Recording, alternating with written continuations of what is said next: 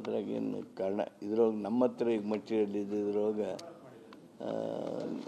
ಕಾರಣ ಇಲ್ಲ. ಕಾರಣ ಎಲ್ಲ ಸುದೀರ್ಘವಾಗಿ ಕೊಡಬೇಕು ಅಂತಿಲ್ಲಲ್ಲ.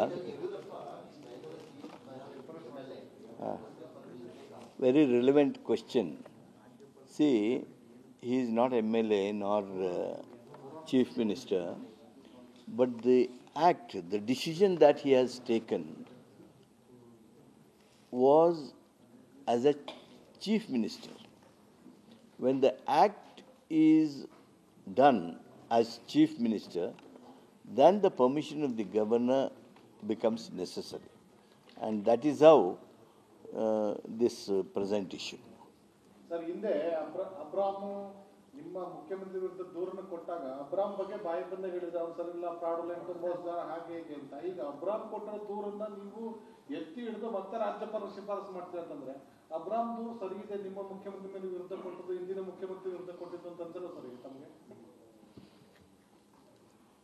ಅಬ್ರಾಮ್ ದೂರು ಸರಿ ಇದೆಯೋ ಸರಿ ಇಲ್ವೋ ಕೋರ್ಟ್ನಲ್ಲಿ ವಿಷಯ ಇರೋದರಿಂದ ನಾನು ಚರ್ಚೆ ಮಾಡೋದಕ್ಕೆ ಹೋಗೋದಿಲ್ಲ.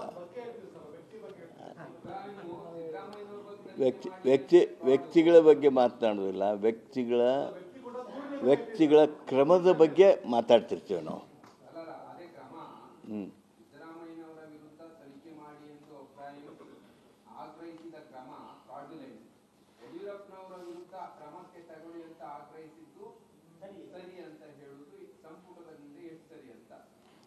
ಅಲ್ಲ, ಆ ಕಂಪ್ಲೇಂಟ್ ಏನು ಅನ್ನೋದು ಮಹತ್ವದ್ದು ರೀ.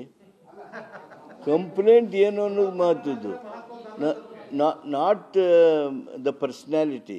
The action of the personality is important, the act is important.